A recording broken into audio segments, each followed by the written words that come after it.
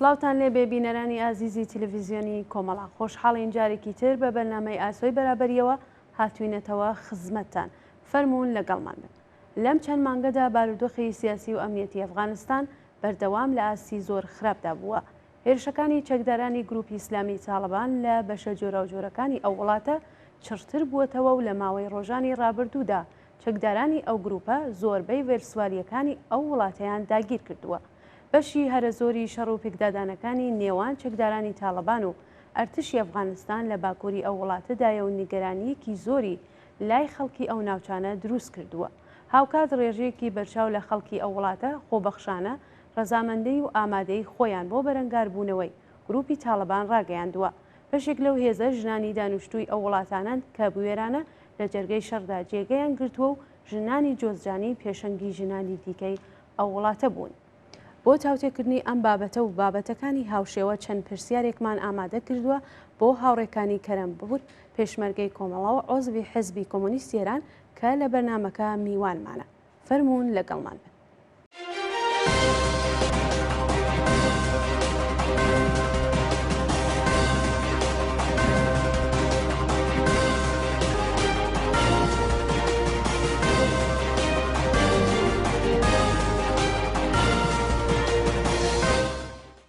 هاوڕەکانی بەخێر بیت و زۆر سپاس بۆ ئامادەبوون لە بەرنامەی ئاسۆی بەرابەری ئەم هەفتەمان. زۆر سپاس بۆ ئێوە بینەرانی خۆشەویستان. بەڵێ هاوڕێکانی بارودۆخی ئێستای ژنان لە ئەفغانستان ئێوە چۆن دەبینن؟ هەروواکە گشتمان نەزانین ئیسە تاڵبان خەریکە لە ئەفغانستان قودرەتەگرێت. پێم خۆش بوو بڕۆینەوە بۆ مێژووی دروستبوون و تەشکیلبوونی تاڵبان ئێشارەیەک بکەین. لە ساڵی 1970 میلادی بەرابەر لەگەڵ 1950 شەمسی نیروی دموکراتیکی خەلقی ئەفغانستان لە شماڵی ئەفغانستان بوو کە عومدەتەن نیرویەکی چەپ بوو، سازمانێکی چەپ بوو، سازمانێکی ناتوانی بێژی چەپێکی ڕادیکاڵ بوو، بەڵام چەپ بوو لە شماڵی ئەفغانستانە بوو بە شۆرەوی بۆ حمایەت لە شۆرەوی سابق بۆ حمایەت لە ئەم هێزە چەپانە هاتە ناو خاکی ئەفغانستان و لە شماڵی ئەفغانستانە بۆ حمایەت لەم هێزە چەپانە. هەمزەمان ئەفغانستان خۆی دەرگیری شەڕایەکی ناوخۆیی بوو و کە شەڕیانە کرد کابولیان وێران کرد و ئەوەی کە چەپەکان خەریک بوو ئەم نیروی دموکراتیکی خەلقە خەریک بووی قودرەتیە کرد و شۆرەوی بۆ پۆشتیبانیان هاتە ناو خاکی ئەفغانستان. ئەمە بوو بەهۆی ترسێک لە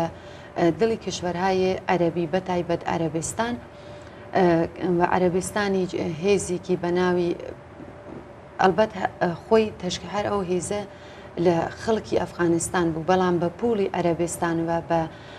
پۆشتیوانی دەوڵەتهای ئەمپریالیستی بەتایبەت ئەمریکا هێزێکیان دروست کرد بە ناو موجاهید کە لە ئەفغانستان بەرعەلەی شۆرەوی و ئەم هێزە چەپە بێسێت و سڵح و ئەمنیەت لە ئەفغانستان بەرقەرارکە. کاتێککە گۆرباچۆف هاتە سەر دۆر دەستوری دا بە هێزەکانی خۆی کە شۆرەوی سابق بوون وتم لە شمالی ئەفغانستانە بوون کە پاشەکشێ بکەن. کێ پاشەکشێ کرد؟ ئەم هێزە بە ناوی موجاهید کە خۆیان ئێژن پێیان تالێبها و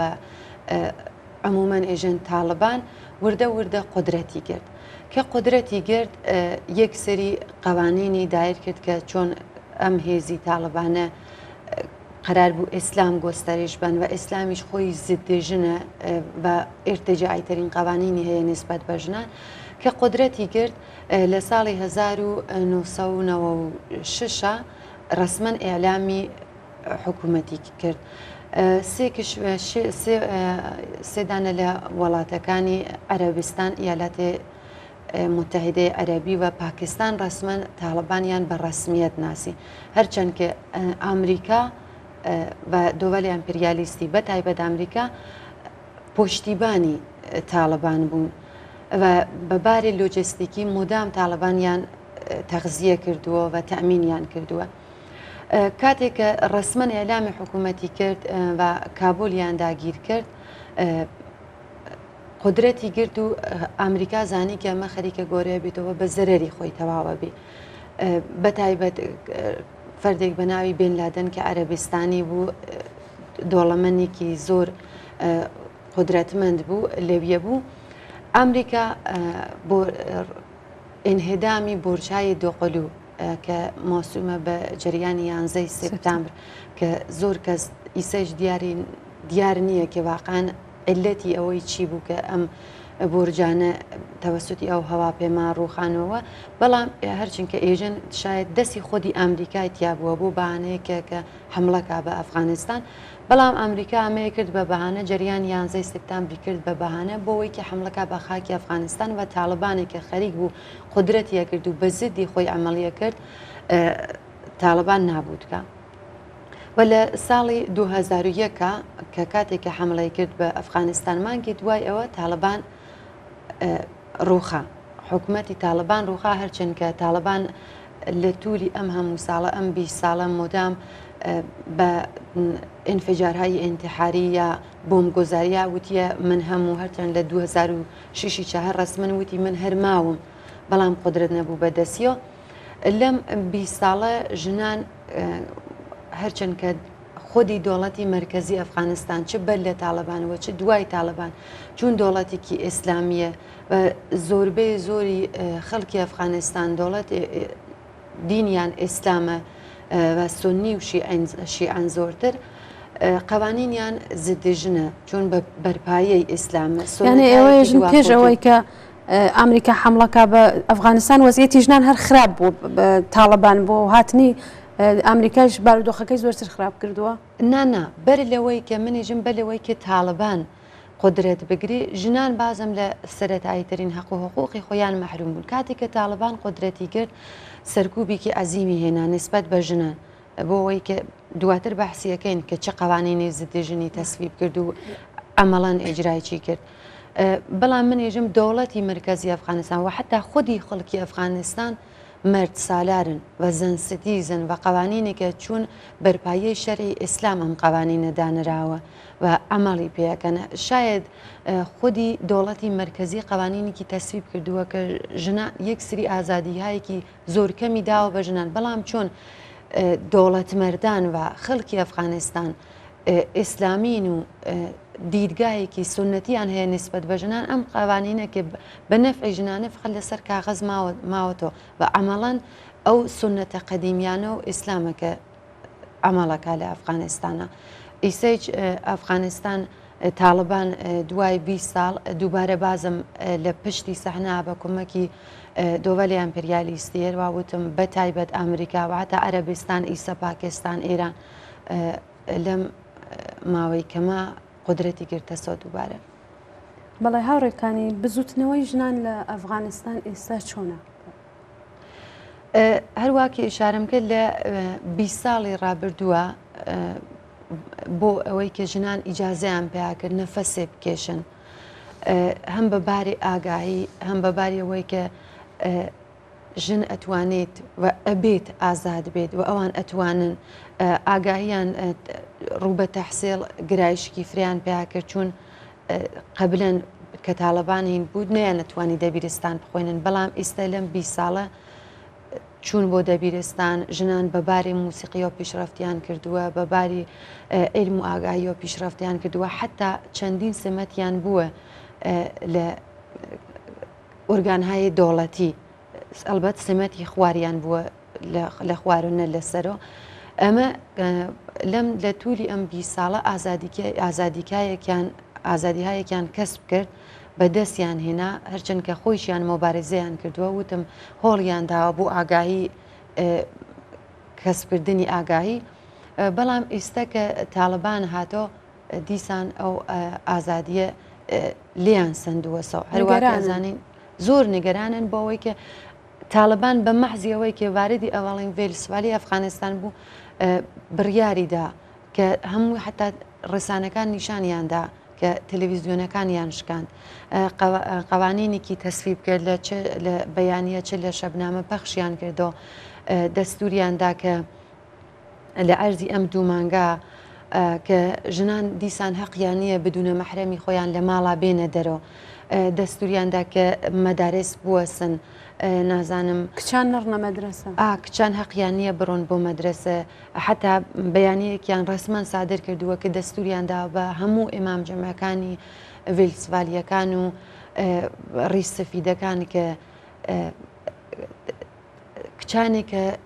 باڵای 15 ساڵن سنیان سەرتر لە 15 ساڵە بە بێوەژنانێکە سنیان خواردتر لە 45 ساڵە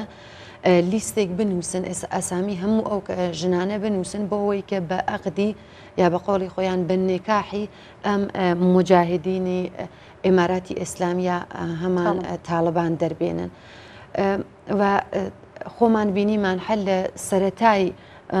دەسەڵاتگرتنی تاالبان دووژن کوژراون مەدرسەیەکی کچانە ئەوە هینی پێشووتەرە ئەوە هین پارە کەس کە مەدرسەکە ماوەیەکی لەمەوە بەریش بوو کە مەدرسێکی کچانە بۆم ڕێژکرا ئاخۆی من بەحسی ئەم ئەخیرە کەمەم یەک مانگی یەک و دومانگی ڕابردووە کە ئەوە لە هینەکەی هزارایژن زیاتر لە 1000 دانە کچ دەستی تاالبانی تیا بۆ یانێت توانین بێژین ئەوە ئەگەر تاالبان بێتە سەرکار ئەوە کارەکانی ئەوە کارامەدەکانی ئەوە دقیقەنەوە ئەوە شتێکە کە بەسەر ژنان تێری لە هەفتەی لە پەنجمی تیرە دووەمی تیرە ژنێک هاتە سەر دەرۆ نیروی تاالبان بەری پێگری ئێژێ بۆ مەحرەمتەکانیە بۆ پیاوەتەکانی ئێژی پیاوەکەی من ئەچم بۆ بیمارستان پیاوەکەی من ها لە ئێران ئاخەریکی کارە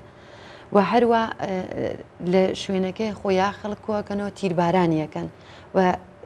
ئێژن کە ئەگەر کەسێک بدونە مەحرەم بێتە دەرەوە هەر ژنێک بدونە مەحرەم بێتە دەرەوە سەرنجامی ئەمەسە لە پەنجمی تیرە ئەدەیەک لە ژنان بێ ئەوەی کە ئاگادار بن تاالبان دیسان قوانینێکی ئاوای داناوە تێنە دەرۆ و ئەو نەشە لاقییان لێدەن دانێکیان دواتر گیانی لە دەسەدا هەموو ئەوانە نیشانەدا کە ژنان دیسان مەحدووتر بوونەوە ئەم کورتە نەفەسێکی ئەیان کێشا بە ئازادی دیسانەوەیانە لێ سندراوەسەوە مەحدودە بنەوە ژنانی تاالبان ژنانی ئەفغانستان زۆر لەوە نیگەرانن کە دیسان بچنەوە بۆ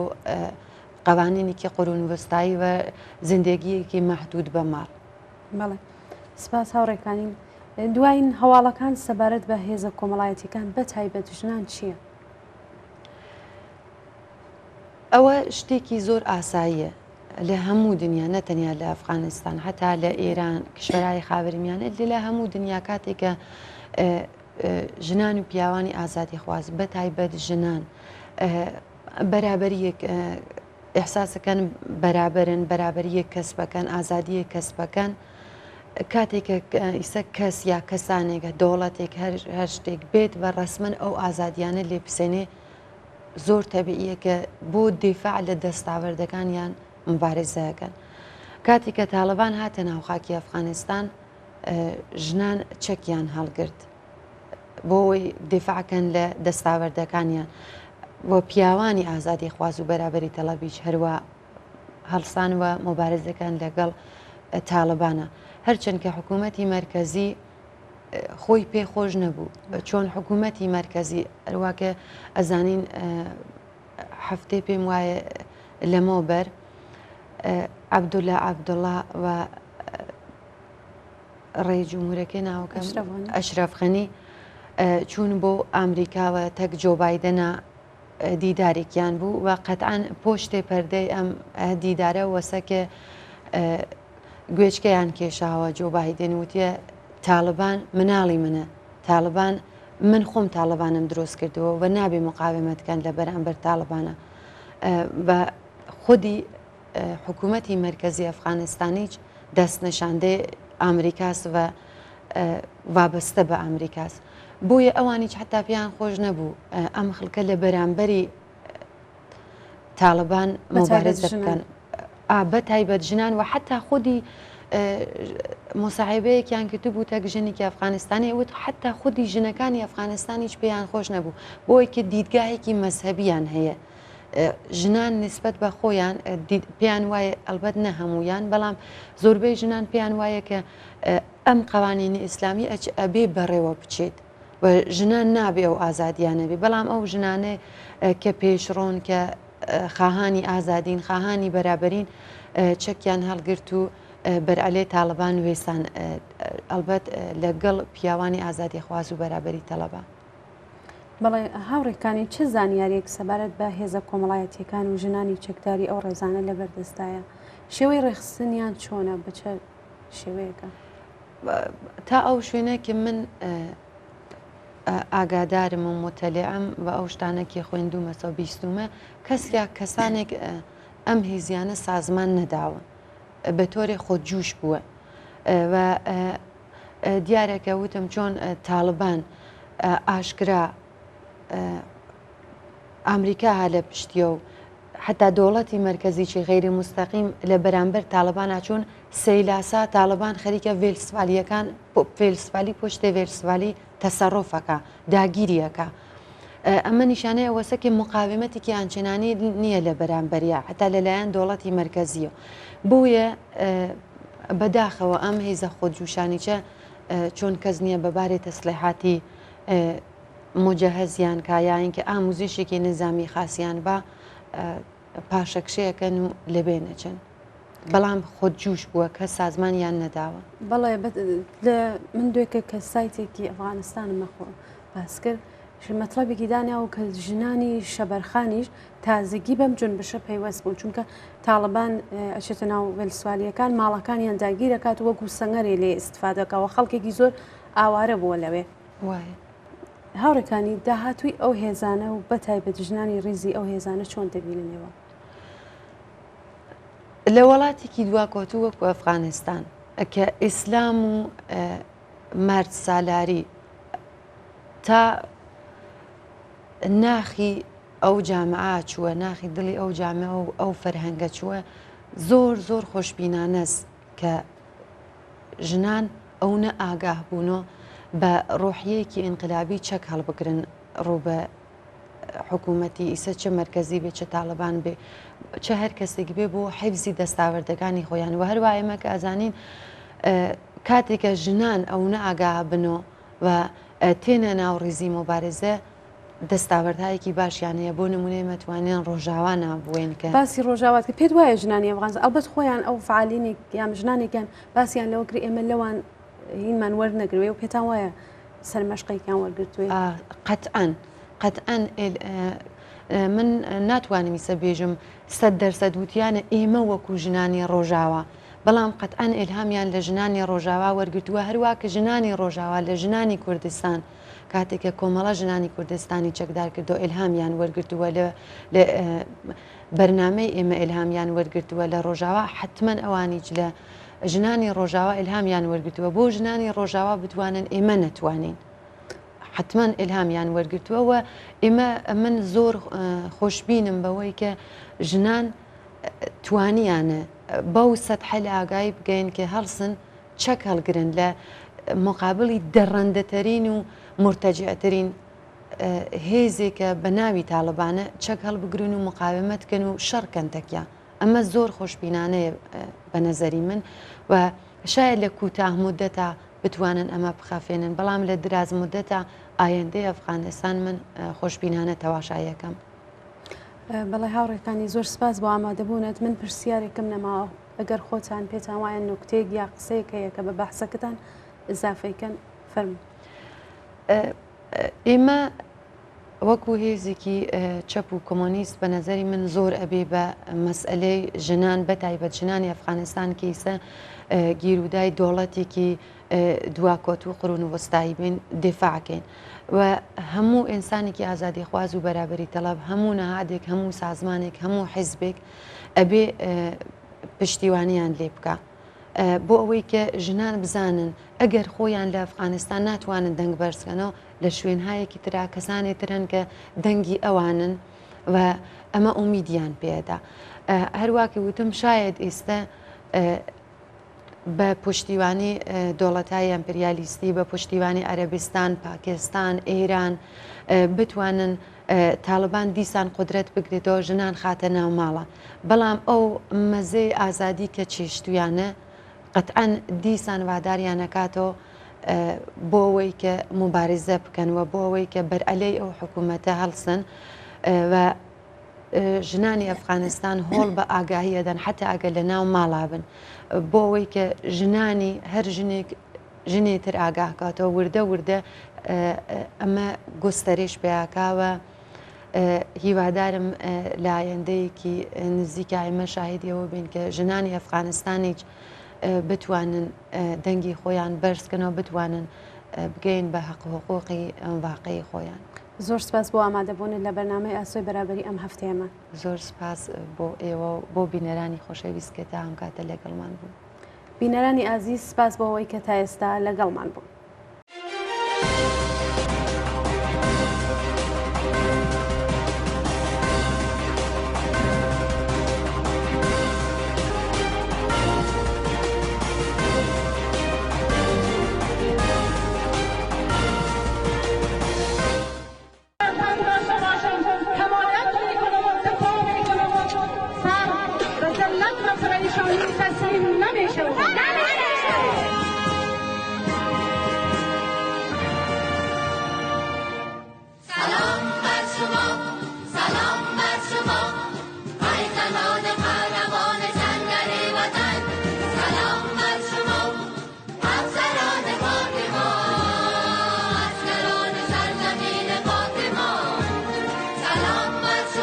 خاک ملتم دفاع دارم، نمیذارم طالب به خاک ملتم بیای قطره بخون با جانم باشم زدنی هستم. همگی جمع شدن بر روی سرک و میخواهند که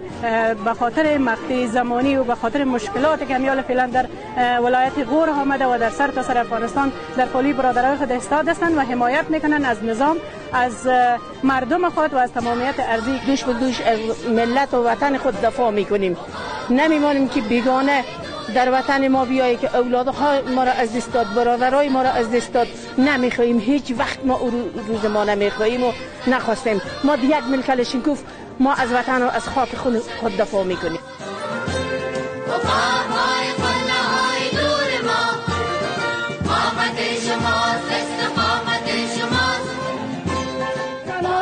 تحول سنگسار شدن، دور زدن، محکمه صلاحی را ندارد و نخواهد داشتن. زنده باد زنان ولایت غور. قهرمان سنگر وطن، سلام بر شما افسران خاک ما، اسکران سرزمین پاک ما. امروز به حرکت خود نشان دادیم که تاریخ سیاه طالبانی را باید تکرار نگردد. شما امروز نشان دادیم که خانم ها دیگر نمیخوان در ذلت زندگی کنند. شما امروز نشان دادیم که نباید خانم زندانی باشد. امروز شما برای تمام خانم ها و تمام خواهرای افغانستان این نشان دادید.